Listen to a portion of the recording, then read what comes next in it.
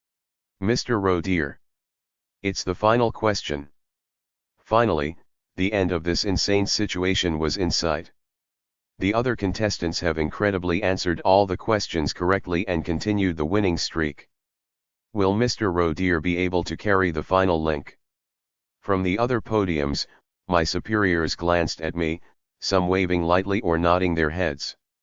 If I got this last one right, it would all be over. Are you ready? Yes. Good. The question appeared. Question: what percentage of blood loss causes death in humans? 140%.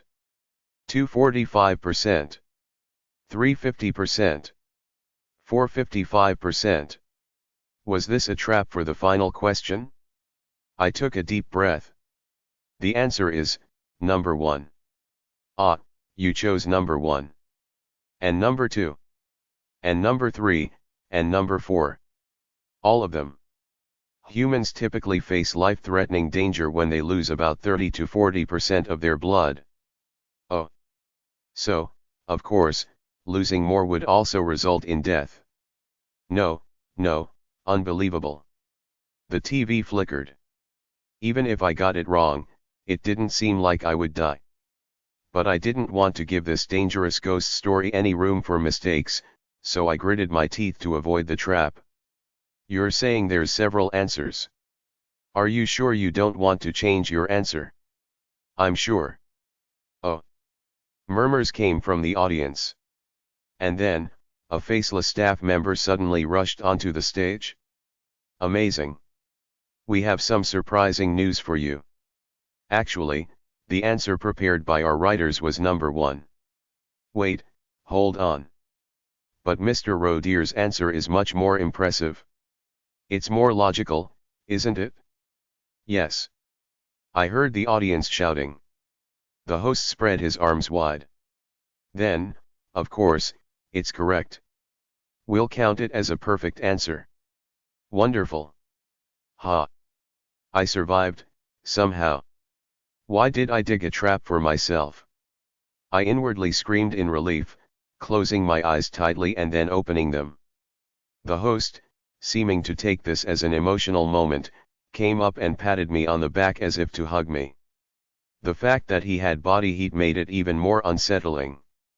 Incredible, truly incredible. Thank you. Now then. The host grabbed the microphone and shouted in excitement. Amazingly, all of our contestants have maintained their winning streaks. Fantastic. Pop. Confetti burst, and cheers erupted. From each podium, my superiors had expressions like, "It's finally wrapping up." It was almost visible through their masks. But the MVP who will take home the grand prize is only one person. And that is. A drum roll followed. The host pointed at me. It's Mr. Rodeer. Why? The band played loud celebratory sound effects. Congratulations. Please take your prize. Thank you. I accepted the small gift box the host handed me. I was happy. Not because I got a gift. It's finally over. As soon as the cameras shut off, I could leave. Please, let's go now. As I began to calm down at the thought of soon returning to my office in a 21st century Seoul building, I heard. Unfortunately, it's time to wrap up the Tuesday quiz show. Tomorrow, we'll have even more amazing guests for Wednesday. Click.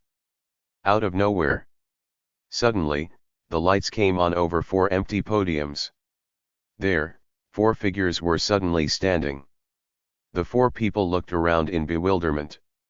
All were dressed in suits and wore masks. Company employees. They were clearly from a different squad in the field exploration team. I recognized one mask, likely a new hire, someone from my training group.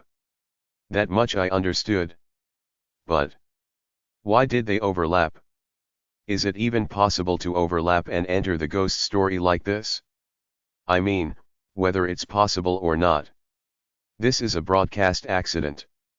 A tense silence filled the studio. 1 second. 2 seconds.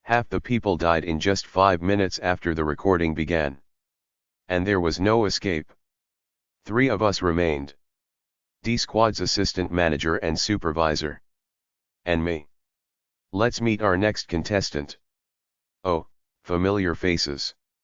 I recalled one fact I had been avoiding.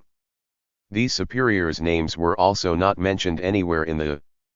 It's the same as with Go Yeonja-eun, my fellow new recruit. I remembered what I thought when I first heard Go Yeonja-eun's name. Either she left early after handling the ghost stories relatively easily, or she died right away. Mr. Badger. Supervisor Park was called next. Park Min-song. While standing at the farthest podium from me, he had turned completely pale. It was a death sentence, and it would soon be mine too. It's your turn to answer. No. Get a grip. I punched my stomach, hidden by the podium. The pain cleared my head slightly. Being scared doesn't justify an excuse. This wasn't a situation ruled by that kind of fear. It's a disaster. It was like witnessing a natural disaster up close, the overwhelming force of it. I had been swept into an unexpected catastrophe. That's right. If I panic here, it's all over. I won't even have a chance to survive. I can't forget. Of all the people here, you have the best chance of survival. I have to think. Right. I have information and items. Mr. Badger, are you ready? Could I use this moment when the host and staff's attention wasn't on me? Was there really nothing I could try? I desperately recalled the items I had. I frantically reviewed the characteristics of this ghost story. I don't expect much, but if I could just get out of here. I wasn't hoping for something as grand as this insane talk show getting cancelled. Just stop for a second, just for a moment. Ah. I raised my head. The host's back was right in front of me. He was about to ask Supervisor Park a quiz question. You're ready? Great. He's close. In that case. I hid my trembling hand beneath the podium. Then, I slightly lowered my body and pulled out 2 items from the inside pocket of my suit jacket. A cheap sticker with a smiling emoticon and a can labeled "Drink Me." Hurry! I opened the can bottle. Then, I stuck the smiley sticker onto the can bottle. Hurry up, hurry the fuck up. Ah. May I say something to the viewers before I answer? Oh, of course. Supervisor Park glanced toward the camera, pretending to address it but actually looking toward me and Assistant Manager Ian. He was looking at the podiums where we stood. I have a family member in the hospital. I hope someone could check in on her after this filming. If possible. Wow, how touching. So, what's your answer? Supervisor Park gave a nervous smile, sweating profusely. I don't know. Wait a moment. I raised my left hand. Mr. Host. At the same time as I drew his attention, I stretched out my right hand and quickly slapped several wet smiley stickers under the retro TV that was the host's head. Splat. A drop of water hit the ground. Did the cameras catch it? Did anyone notice? No, if they had, my head would have already exploded. Oh, Mr. Roe dear. Do you have something to say? They didn't notice. I swallowed hard. When I looked over, Supervisor Park was staring at me in shock.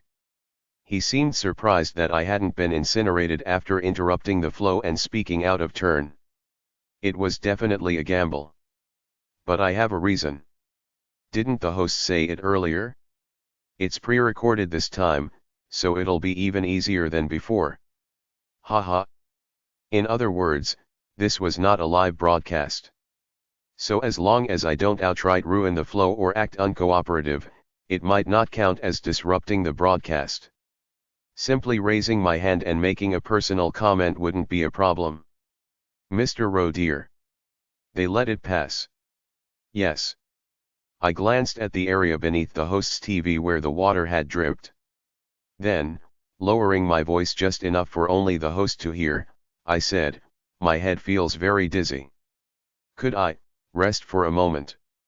What I had just done was the smiley sticker, an item that induces mild feelings of friendliness when attached to a sentient being. And the Alice picnic set / canned drink, an item that doubles the effect. I soaked the sticker into the can and stuck it to the host. Of course, this was still debatable. Can we consider the host a sentient being? The host was clearly not human. But it must have some kind of intelligence, right? No, it has to. I'm betting my life on this. And now, there's no turning back. What if I'm incinerated for disrupting the broadcast? Well, if I'm going to die anyway, I might as well go out a little more peacefully. The shirt clinging to my back was soaked with cold sweat. The host made a noise. Goodness. Was the passion for the broadcast a bit too much? Yes, I understand that. Mr. Rowe dear, you did work hard. In that case. The monitor of the host's head turned black. He raised his right hand. Cut. Let's take a short break. The band's sound stopped. The staff began murmuring. Haha, I'm sorry. My screen went blurry. Makeup. The camera lights were quickly turned off. Carefully clean it, please. Oh, excellent. A faceless staff member carrying makeup tools rushed up and vigorously cleaned the old TV screen. And as the host finished his task, he grabbed the makeup artist by the arm and pointed at me. Ah, on your way, could you guide this contestant to the waiting room? They were supposed to bring me water. Then, the host winked the TV screen emoticon eye at me, briefly displaying and then erasing text. Take a break and have some water. Thank you. I had succeeded. At least for now. I staggered off the podium, following the makeup artist as I walked. Even though the filming had been paused, the ominous, grotesque pig-headed conductor was still standing at the center of the stage, swinging its baton without moving. The horrifying silver trays continued to emit eerie songs from the human heads. Hold it together. Don't look. With stiff legs, I crossed the center of the stage. Filming will resume in 30 minutes. As I passed the podium on the opposite side, Assistant Manager Ian slipped something into my hand. I quickly looked at her. I could read her lips. Check it. Alone. What is it? I was guided to the door behind the stage. Inside was a typical old Hollywood-style waiting room. Aside from the unsettling number of black and white broadcast posters plastered all over like talismans. Thank you. The makeup artist gave a silent nod and disappeared in a flash. Click. I'm alive. Only for 30 minutes, but I had at least delayed my scheduled death. I need to do something during this time. And I had a new clue. I immediately opened my hand to check what Assistant Manager Ian had slipped me. The item they had somehow managed to give me in this dire situation was a button. It was a button, the kind you'd attach to a suit. But it was also a button in the sense of something you could press. It seemed like it had a mechanism inside that would trigger something when pressed. There was only one way to find out, and I didn't have much time. They gave this to me thinking it would help. I pressed the button immediately. Beep beep beep. Click. This is Lee Jahan. Who's this? This is Assistant Manager Ian Hage's call button though. Section Chief Lee Jahan. The squad leader of the Field Exploration Team's D Squad, who was supposed to be on a field assignment, had answered through the button. Chapter 13. Chapter 13-13. When entering a ghost story, data transmission and communication usually become impossible, isolating the participants. This is the typical structure of a ghost story. But stories become more interesting when there is interaction and conflict. I vaguely remember reading in a ghost story that some teams have a disposable item that allows for emergency communication. Is this button one of those? While my mind raced to deduce the situation, my mouth started talking immediately. Time was of the essence. Are you the leader of D Squad? Yes. I'm Kim Solium, the new recruit in D Squad. I have something urgent to report. I decided to lay it all out. In 30 minutes, all of D Squad will be dead. Even if the other person was startled, it couldn't be helped. This was the most efficient way. I needed to calm him down and explain. I see. I'll take a 5-minute briefing. Why is he so calm? Sure, mass deaths are a routine occurrence in the field exploration team, but this is a bit. Is there something wrong with his humanity? I almost got confused, but the situation was urgent, so I let it go. I quickly summarized everything that had happened so far. There was an anomaly during the D-Class Darkness Tuesday talk show. I explained about the members of another squad who had intruded mid-show, the quiz show's sudden cancellation, and the insane choir segment that had just begun. How many employees are left? 3 out of 7 remain. All of D Squad is still alive, but once the break ends, we'll all be dead. The D Squad leader responded concisely. I see. Buy yourself another 30 minutes. Is that even possible? I don't think that's feasible. In that case, there's nothing we can do. He has a knack for enraging people who are about to die in less than 30 seconds. I don't have time to waste on this nonsense. It's true that the higher you go in the field exploration team, the more some employees seem to lack basic morality or common sense, but experiencing it firsthand is truly infuriating. Does he think his team members' lives are a joke? I was about to hang up and figure things out on my own when. Wait a second. What would change if we had 30 more minutes? Why did he ask for more time? Right. If you could hold off until 55 minutes from now, I could get approval from the security team and rent the strongest weapons and entry devices. His low voice explained calmly. The entire process, even if handled retroactively, would take about 40 minutes, and it would take an additional 15 to 20 minutes to enter the darkness. If that process is completed, could D Squad be rescued? Probably, yes. A field exploration team member capable of entering an A-class darkness alone and suppressing the supernatural phenomenon using special equipment? The only people capable of that would be a named character. The person I was talking to had to be one of the employees I'd read about in the someone with a significant or memorable role. Chills ran down my spine. Several candidates flashed through my mind. My brain was spinning. Stealing equipment from the security team, yeah, that's impossible. Correct. The security team's operations are heavily restricted to maintain narrative coherence in the ghost stories, and their security is airtight. It's true that such an act would be impossible based on the rules. But if this person really is one of the employees I think he is, there might be a way. I swallowed nervously and asked. May I ask what mask you wear, sir? If he said the nickname I was thinking of. Lizard. Ah. It's you. Section Chief. We had 20 minutes left. Based on what you've told me, I've come up with a plan. Let's go with this.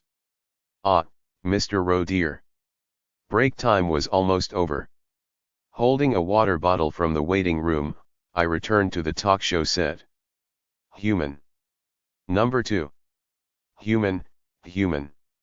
Against the backdrop of 2 employees who had been exposed to choir practice for several minutes and whose complexions had drastically worsened, the host with the old TV for a head extended his hand toward me. Are you feeling better? Ready to create the best broadcast ever? Yes. Thank you for your consideration. Haha, a contestant's condition is key to delivering the best moments on the show. His tone was surprisingly friendly, considering the host's previous behavior. It seemed the smiley sticker's effect was still active. So far, things are going as expected. I carefully chose my next words. You really put a lot of passion and energy into this show, Mr. Host. I think that's why you always make such captivating broadcasts. Perhaps it was the most extreme situation, but flattery was coming out of my mouth effortlessly, without a trace of shame.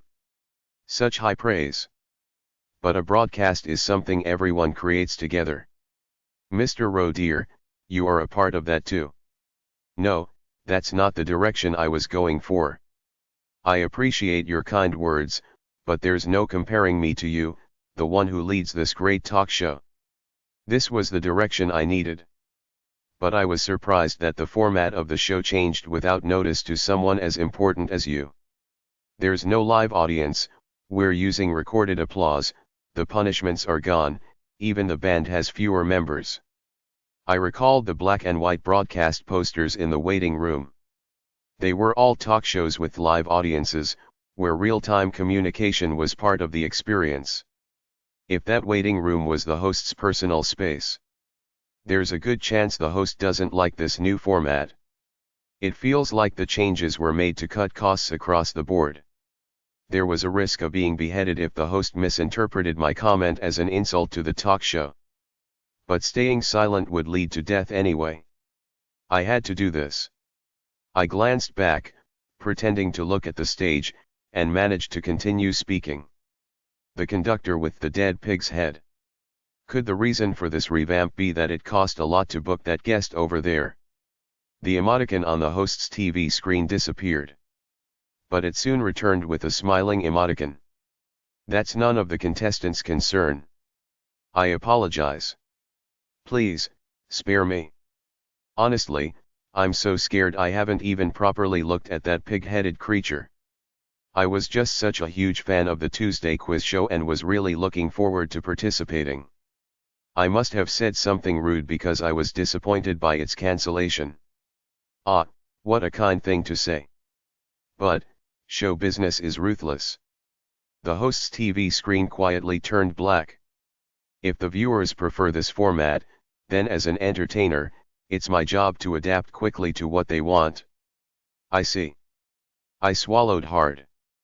But isn't it still uncertain how the viewers feel? At least for me, I preferred the old format.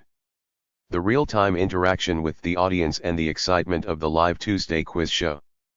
To change the show so abruptly, without even discussing it with the host, never mind. I'm sorry.